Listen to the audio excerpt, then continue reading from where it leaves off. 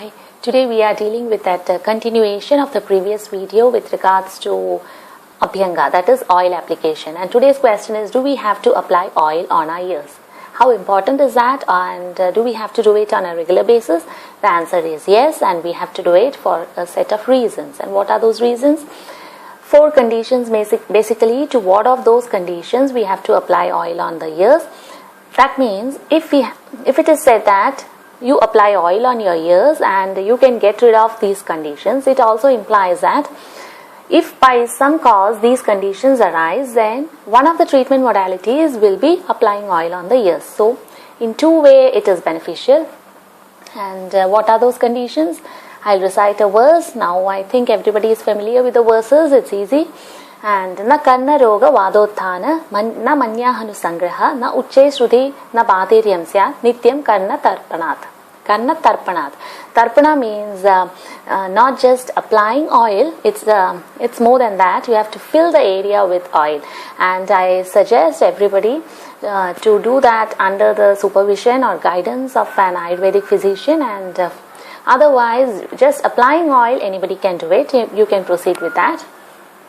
So the conditions are na karna roga vadotthana. You are not going to get, you means anybody, people are not going to get afflicted with disorders due to vada prakopa in the ear region. That is one. That is all, that ear pains and all, they won't come if we are applying oil regularly on the ear.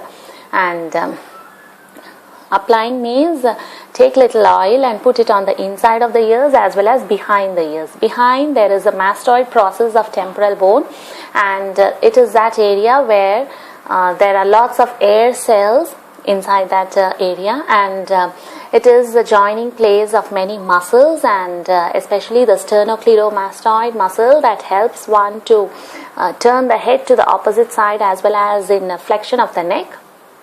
So and okay, we know that those are the air places, and with the reference to modern science, and how can we say that from an Ayurvedic perspective?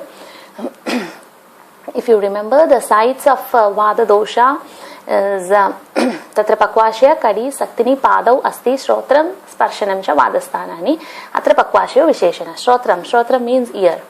So Vayu Agasha Tadupyam Vayu, wherever there is a space, you can find Vada there, because Vada has to move, it has to have a space, and in that Vada sites, that is where Vada dosha is more in the body, one of the regions is of course the ear. So we have to apply oil on the ears. And why oil? Again we have another verse for that. Sharira janam doshanam kramena paramaushadam vastir vireko vamanam tada tailam krudam madhu. That is the shamana therapy or the pacification process.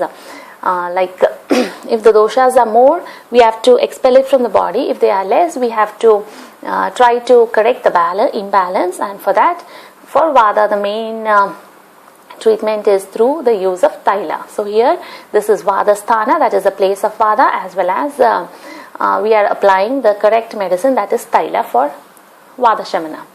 Okay, so the 4 conditions are na karna roga vadotthana, that is Vada ear pain and all, and then na manya hanu sangraha, that is the jaws and the tongue with reference to these areas, if some contractions like conditions like dystonia, which are neuro movement disorders, and there is one condition called Meiji syndrome, and it can be effective, like applying oil on the ear can be effective. And why we say is, imagine a house with 9 doors, 9 openings, and if you want to enter through the first door, you enter in the hall, and if you want to go to bedroom, suppose, if there is a door that way, that's the easiest way to enter the bedroom. Likewise, there is a ear, and the easiest way to enter is for the ear, for the structures to enhance the strength or to cure the ailments of a structure